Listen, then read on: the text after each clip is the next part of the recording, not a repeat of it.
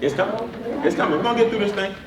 Do y'all know anytime there's a lot of chaos, there's opportunity? Yeah. You know you're going to be able to look back and tell your grandchildren you survived the pandemic and got rich? Yeah. Do you know you're telling a story right now you just don't know because it's still unfolding? Yeah. Do you know that your children and your grandchildren and your great-grandchildren one day are going to look at you and say, what did you do to change our legacy? And you're going to say, I survived the pandemic. I drove 12 hours. I got my mind right. I got my money right. And now my children, grandchildren, and great-grandchildren are starting with a head what? Start.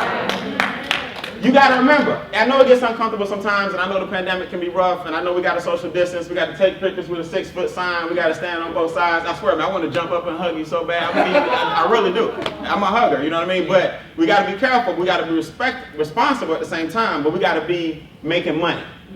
We got to be wealthy. We have to put ourselves in a position where we are going to win and get through this thing regardless of what. You got to stay focused right now because this is when wealth is created. It's always created in chaos. Yes. Does that make sense? Wealth is always created in chaos. I'm a big historian. If you study anybody that's went through a lot of stuff, I'm talking about like the industrial age, where bridges weren't popular, so car makers the car was kind of, people were skeptical about the vehicle. If it was too heavy and a bridge would collapse, so they had to take an elephant back in the day and prove to everybody if the elephant can cross this bridge, then your car can make it over this bridge and y'all can get rid of that horse and buggy, and the car industry took off. But somebody had to prove that the bridge wouldn't what? Collapse. Somebody had to have enough belief to manufacture these cars, and I'm gonna get an elephant and I'm gonna show the world that if an elephant can do it, your Ford can do it, or your car can do it. Somebody had to be the trendsetter, and now we're driving cars like it's nothing. Am I right? Mr. Hershey from Hershey, Pennsylvania. Hershey's chocolate. He did not develop the chocolate first. He developed the city first and said, I'm going to find something, an industry, a product. I'm going to take this land and develop it, and then I'm going to go find something that's going to bring people to my land development. He wasn't rich first. He cut the trees out first and said, I'm going to build a company so big I will provide jobs and a couple of plants for the whole city. Hershey, Pennsylvania was born out of a man who said, I see nothing now, but I see something later. See, vision is the ability to see something behind your eyes first. A lot of you guys, man, I'm going to tell you the problem with most people. Your vision is horrible. It's not your fault. It is by design to keep your vision cloudy with a lot of propaganda, a lot of bad news. Keep that phone in your hand, stay on social media, be addicted to the notifications, be addicted to all these things. It's by design so you won't stay focused on wealth. And if you don't stay focused on wealth, they stay focused on wealth from you. Yes. It's by design. That's by design. So I had to wake up one day and say, wait a minute. Let me make sure I'm not getting played. Let me make sure I'm not getting played. Let me make sure that when I use my time and I maximize my time, I'm going to benefit from my time. See, one thing I knew, and I learned this a long time ago, I wasn't going to work and be broke. I can't do both. Now, if I'm broke, it better be because I'm not working. That would be a decision. But if I'm working, I ain't going to be broke. Because if that's the case, what am I doing it for? So, when I made that decision that I was not going to be broke and busy, I got busy, launched my busyness, and I ain't been broken forever. Does that make sense? There's a difference between busy and busyness. See, some of y'all talk income shifting. You talk it. You know the verbiage. You know the language. You know all of that. But you don't believe that your Schedule C at the end of the year going to save you no taxes. You don't believe it. Yeah. Let me give you a financial fact. Write this down. Tax savings is net profit. People don't know what that means. Let me tell you what that means. Tax savings is net profit. If I earn money Is earned income taxed? Yes. That's the way the government works. W-2, 1099, y'all know the rules, right? If I have earned income is taxed. That's how the government get their piece. Now the percentages vary, but earned income is what? Tax. Jessica, how am I doing so far? Tax professional. I mean, am I using the right? Everything's good. All right. Tax savings is net profit. Tax savings goes in your pocket and is earned strategically because you lowered the money that they get, so who got it? You get it. Without getting taxed. So if I make $80,000 a year and I deduct $22,000 a year, then I'm taxed on the balance. But if I deducted this on things that I was going to do what? Anyway, that money, in other words, my taxable income would have been higher, and I'd have got taxed on the 80 if I didn't have all these what? Why you ain't taking pictures of them? Come on. That's net money that the government's not taking from you because you already spent it eating it. That's called a necessity. Raise your hand, you got to eat. That's a necessity. My son just turned 17? Yeah. Good Lord, the boy's 17. Do y'all think he over there on the wheels of steel just because I need him? Nope. He working. Turn me up, Kai. Turn him down, Kai. Give him a beat, Kai. Bring her up, Kai. Volume, Kai. Too high, too low. Paycheck. Now he ain't gonna get it.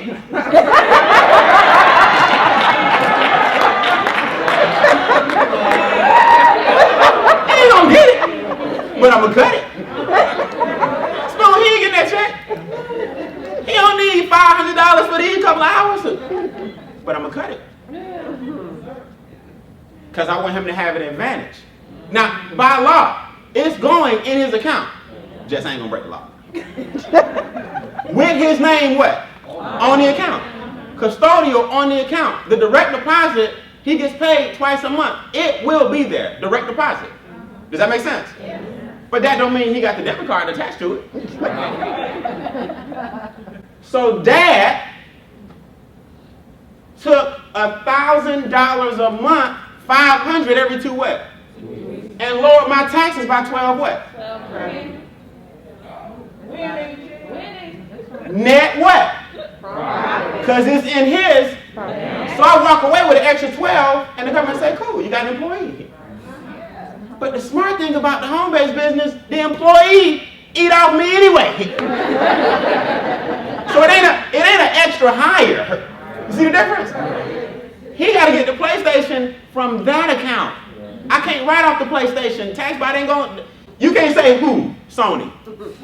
Where? Walmart. What? PlayStation. For what? Christmas. They're like, no. No, that ain't for the business. You're stretching. But I can say salary, $500 on the 15th. Salary, $500 on the 30th. Makai, you want a PlayStation? Yeah. Here's your debit card. So it was written off with pre-tax dollars. See, we ain't been in school in a long time.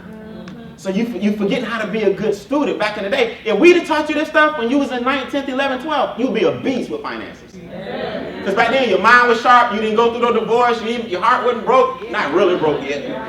When you talking about the flesh, you talking about shattered. You ain't been through a whole bunch of stuff. But we'd have caught you with this stuff, freshman, sophomore, junior, senior. You'd be like, shoot, I'm a beast with my finances. So we got to come up here and I got to get on you about being a poor steward of your money because for so long you ain't been worried about it. We just trying to get by. See, some of y'all talk income shifting. Some of us live it. Some of us live it. Brian, can I hire my niece, my nephew? What if I don't have a child, this and that? The answer is yes, but you're missing the point. Now you're creating an extra expense. The reason that the best one is the child is because that's where funds are already what? Going. Right. So people say, now Brian, I can handle my niece and nephew. Well, yeah, if your nieces and nephews, if you're already kind of doing that anyway, you need to put them on what? On payroll. I'm not here to talk about hiring your children. I'm talking about your mindset. Net tax savings is net profit. I put an extra 12 grand in my pocket. If I don't pay him, the government taxes the 12. I gotta pay him. Let me tell y'all something. I'm headed to the other side now. I'm just being straight with y'all. You can start seeing things in your life and talking to certain circles where you know you headed to the other side. I'm headed to the other side. Charles and Judy, they headed to the other side. We're having certain conversations with our lifestyle, family, investments. I'm going to introduce y'all to some people I met the other day. That circle starting to form where when you ready, we already got the circle for you. We already got the circle for you. When you ready, we got the circle for you. Oh, here's an excellent, here do your trust fund for your grandchild. Oh, she handled this. She do commercial real estate. Christy got connections. Charles got connections. I got connections. We ready, but you got to get ready for this stuff. But you got to be serious about your finances. The universe rewards those who treat. You get more money when you start doing better with what you got. Right. Don't mess around and get a whole bunch of money and you horrible with $100. Come on now. You're gonna be bad with 100,000. I'm telling you. Look, I'm not the wealthiest person in the world, but my cash flow is sick. My cash flow is sick. My cash flow is sick. I got the little alert on my phone if a certain amount comes out, just so I know, like, wait a minute, now, who was that? You know what I'm saying? But I don't even check my accounts. I don't even check them. Because I know the money. When I pay myself for 1 month, my salary, everybody just go in their account, get your money, AT&T, whatever. I didn't got that many bills. Seriously. ADT, you know, your average light, gas, water. Draft your money, leave me alone. I'm not bothered. Y'all ain't gonna bother me all month. I don't have time to worry about you. Is it in there? Is it? Did we? That do. I'm not doing that. I pay myself. The first check takes care of me. The second check takes care of them. Because if you spend all your month in your checkbook, seeing what's coming, take that off auto draft. It may not be there. This and that. Look, I was broke. Y'all talking about COVID. I had tuberculosis. That was serious too. You don't want tuberculosis. That junk hurt all the time. Ain't no vaccine. You can't get on no defibrillator. You can't go see nobody about tuberculosis. Is real. But you know what I had to wear thought to do, Kayla? I said, you know what? All these bills piled up. Envelope was getting high. I got to put 2 of these on auto draft. Because the less I worry about y'all, the more you'll get out of my mind, and the more I can focus on making money. Yeah. So, true story. I put like, you know, anybody y'all got the trash bill? My trash bill come every 3 months, right? I put the bill that I could afford, like trash bill ain't but $50 every 3 months. I was like, all right, I'm gonna put that on auto draft, right? And then I put like something real small, like my water bill was like $30 a month. I'm gonna put that on what? Put that on auto draft. Now that's at least two down. Now I still got to worry about this rent. I still got to worry about these lights. I had to worry about the ones that surprise you. You know what I'm talking about? The ones that got a meter. I can't put those on auto draft. But I worked my way right up. Then after a while I looked up one day and I had so much money coming in. I was like, you know what? I ain't got to pay nobody. Draft the account. I'm focused. When your cash flow gets to the point where 1 month takes care of 8, you are ahead. Way ahead. If the country shuts down again right now, we can't work, nobody can go places, the economy down, this and that. I got everything covered for years. Years. Does that make sense? I'm not bragging. I'm telling you where you're headed. I've been here a year. A year. Hold up how many fingers we're supposed to give our business. Who knows? 5. 5. Don't even start gauging it. Born. Who know the rest? Crawl, walk, jog, run. We ain't even running yet. 5 years. Making Work Real ain't going to take off big time for 5 years. And if y'all think MWR is where it is now, is where it's going to stay, you sadly mistaken. But you got to get what? Serious. So what it is. That's why you're afraid if somebody asks you something, you might not what? No. And that's why when I get on your calls and I talk to people, it ain't nothing they can't ask me. And I have people that challenge me all the time. I love it. I love it. I had a guy yesterday on the three-way close. Mr. Beane, I heard you, I saw it, I checked it out. I love when I hear people's tone. I love it. I heard you, I saw it, I checked it out. Just got a couple of questions. Yes, sir. What's going on? I'm trying to wrap my head around the home-based business. No problem. How can I help you wrap your head around it? For a guy like me, this is what he said. For a guy like me, W-2, normal guy, not like you. How will it benefit somebody like myself? He thought that the energy and tone of his voice was going to change my knowledge on the subject matter. See, what y'all do is you let the energy and tone of his voice make you reach for more knowledge. The way he's saying it, it must be something I'm missing. No, you ain't missing nothing. Sir, did you see the presentation? Yeah. And I make him answer the questions. So let me ask you a question. Do you have a home or an apartment? Yes. Do you have square footage? Yes. We're talking on your cell phone, correct? Yes. You have internet at home? Yes. Y'all know me, I'm just breaking. So I got 18 yeses. So my 19th question, guess what the answer was? Yes. Do you think this home-based business will help you? He said, yes. See, sometimes they just want to make it harder than it is. But because I got posture, I'm not reaching for answers. The answer is in the presentation, sir. Just because you get funky with it, don't make me more inferior. Because I got posture. Once you get through your fears and understand the legacy that you're leaving, nothing is going to stop you from learning the business via experience. Stop watching videos only and implement what you see in the what? Videos. I'm here to leave a legacy. This is my sister. Y'all give it up for Miss Monet here. I just met Monet. That's my sister. My father passed away in February of this year, and she has been a family tree, like she keep up with all the ancestry and everything, and she showed me some stuff, just a blessing of showing, here's Ty, here's Brian, here's my parents, here's my dad, here's our father, here's his brother, here's my grandfather, great, all the way up to 1720. Wow.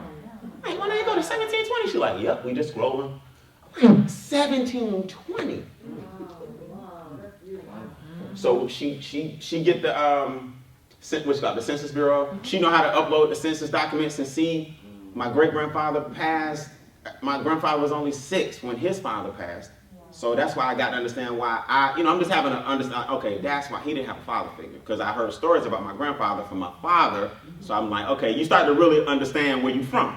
I'm like, that's why. Okay, his dad died, so he didn't have a father figure. So that's why he treated my father like that. You see what I'm saying? Because I didn't have the best relationship with my grandfather. So I got to make sure that don't happen to. You understand? Legacy. Brian, what's your point? Say it. Legacy. What's your point, Brian? Say it. Legacy. That's right. Now, I'm not telling you to go out and get on Ancestry. I'm making a point. This Makai down here, right? You can scroll up. Now, of course, it stops with Makai, and it better be that way for a while.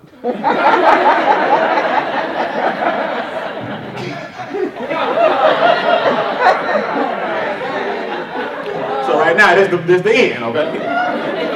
But if I scroll this thing up, I gotta at least know that there's a what starts with an F under him. Future. There's a future. Okay, so this is 1720, this is the 1800s, this is all that. When I scroll McCann up and there's nothing there, Dad is here to put something down here. So when McCann go all the way to the top and he got children and great-children and great-children and great-grandchildren and I'm gone, my great-great-great-great-great-grandchildren are going to be like, who was Brian Beane? I told McCann, and he go, yeah, Abraham Beane. I told McCann, that's when you step up and say, man, y'all granddaddy was something else. Y'all granddaddy was something else. He the reason we got all this. Because guess what? That's what the Crump's saying. That's my 1720 people. The Crump's are saying to their children, Mr. Crumb, that's the descendants of our side of that family, C-R-U-M. Guess what they looking down for about 5 generations saying? It all started with Grandpa who? Grandpa Crumb.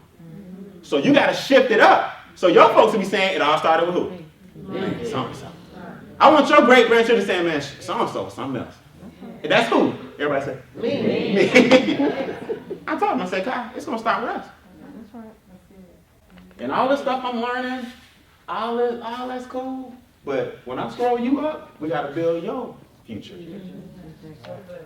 Make sense? Yeah. But you got to take this thing serious. You got to take this thing serious. Some of y'all not taking it serious. I haven't told a lot of people, I'm looking at buying some acreage. Right? Not 5, not 10, not 15, some acreage. So I was like, okay, let me go a different route with this acreage if I'm gonna build on it, because it's gonna be more like a complex. Like, I'm calling it the B&B experience. Okay? It's gonna be more like a complex. So the guy I'm talking to, very, very, very wealthy gentleman. Very wealthy out of New York. I mean, wealthy out of New York. So you don't waste wealthy people's time. You don't waste nobody's time. It's definitely his money, that kind of money. You just get to the point, right? We talking. I said, I'm looking at, I want to know about these trust funds and how to protect my assets as they grow. He said, you're a smart man. Nicest guy in the world on the phone. He said, you're a smart man. He said, let me ask you a question. He said, how many acres is the property? I said, well, roughly 20.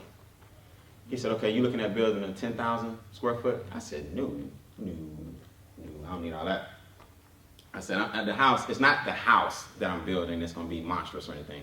I said, it's going to be a nice, modest house, but the land and the cabins around the lake and the container homes and the guest house and my car carrier with the apartment, my hangar with the apartment on top. So when some of y'all come, we have retreats at the house. About 10 of y'all can stay on the campus. See, so some of y'all can stay in the back of the container home in the apartment. Some of y'all can stay around the lake. We get the paddle boats and go fishing. Some of y'all can stay at the hillside walk out, and some of y'all can stay in my hangar at the top. It's gonna all have living quarters on top. I said, so my house gonna be small, but the quarters gonna be dope. He said, okay, when you finish with it, you're looking at about 3, 4 million. I said, yeah. He said, okay. He said, I understand you collect vintage cars. I said, yeah, we're gonna have a couple of rallies there on the property. I'm going somewhere. Y'all pay attention. He said, I said, we're gonna have a couple of rallies on the property. You know, I have certain parts where people can drive up, we do barbecues and cookouts, stuff like that. He said, okay.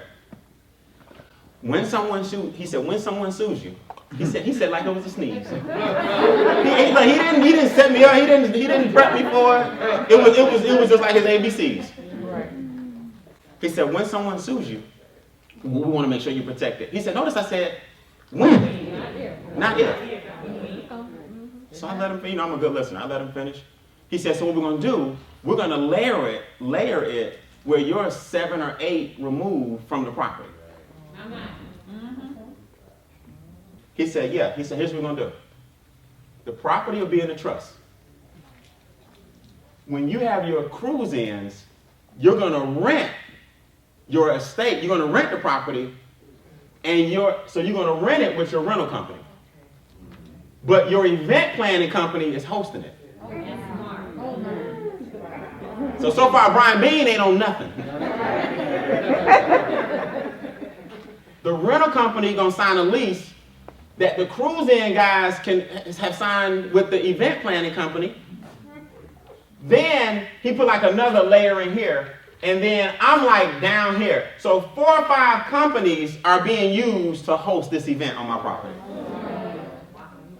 And it's really just all us, family and friends. But we all got to sign through the company that we make. So when somebody hurts their leg, they can't come after me. They got to talk to the event planning company. They got to talk to the real estate trust. They got to talk to the rental company that rented it in the first place. And you got to sign a waiver because you're on the property. They won't even get to me. They'll never get to me. I was like, I got it. We're going to layer everything, these corporations, between me and the establishment. He said, yeah. He said, that's what we do. I said, this is deep. He said, let me tell you something. Everybody's going to be on your land smiling in your face. Come on now. Excited. Look at these cars. Look at this lake. Look at these paddle boats. The boy got 4-wheelers and golf carts. He got a walking trail. And they not happy for you. He said, so what I'm going to do, this is what we paying like friends. He said, I'm going to have you so protected. Whether they hate you or not, they can't get nothing from you. Come on now. My man. He said, Brian, let me tell you something. People are going to look at you and say, he didn't work hard for it. He don't deserve this. He don't deserve that. So they're going to think of a way to try to get some of what you got without working. That's the goal. In America, guys, the name of the game is, how can I get some money for nothing? That's how people think. So those of us that work hard and get it, you got to be just as careful about the person who's saying, how can I be like you, but I don't want to do nothing. I'm telling you. See, Brian, how did you start thinking like this? Well, experience. I've been on it. I know how to take this stuff serious. I know how to take this stuff serious. And it starts with Charles's basic training of you just being responsible by not giving IRS so much what? Money. Some of y'all going to have to go through it one time to understand what I'm telling you. You have to go through it. You're going to file, and you didn't keep up with your records. They're going to pull your number, and you got to show what you got, and hopefully your tax bill won't be as bad as mine was when I was 26. I'm telling you, they're going to pull your number, and you need to be ready. You got to go through it, and you'll come out of it fine. That ain't going to be the end of the world, but I'm trying to keep that from happening. I went through it. So why am I talking to a dude about a trust fund on a property I don't even own yet? Because that's where I'm headed. You don't wait till you get the crib. Like, now, all right, now what I do? No, you get the crib under the proper pretense. So I don't wait till we close and be like, now how do I protect this? No, you should have put that in the trust. See how that works? I'm trying to stretch, try my vocabulary. I'm stretching your vision to understand that when your child, when you move their name up to the top of the tree, and all this is blank, you're the one up here responsible for making sure everybody remember who you are. That's right. But see, we don't view it that way. We're still worried about the people above us not doing what they were supposed to do. Well, when does it stop? I can't look at my folks and be like, y'all, I wish y'all had known it. They didn't know. You can't blame nobody for something they didn't know. You don't know what you don't know, but you can do better. You can make sure that it don't trickle down no further than that generation. I can't blame my parents for what they didn't know. Especially they didn't have the same resources and opportunities. Our folks didn't have all the resources and stuff y'all got now. We can just go Google trust fund, pull it up, a whole bunch of them, just do your research. They had to go to the card catalog. If they could read. Y'all know we ain't been removed long. It ain't been long now. Come on now. So y'all been expecting all these Grandiose results, you putting too much pressure on your parents and your grandparents and your great-grandparents. They did a good enough job to get out of that situation so you can be in this room. Now you got to do the rest now. That's right. Does that make sense? Yeah. All right, let me get out. That's good. 4 financial goals. We're going to take a break.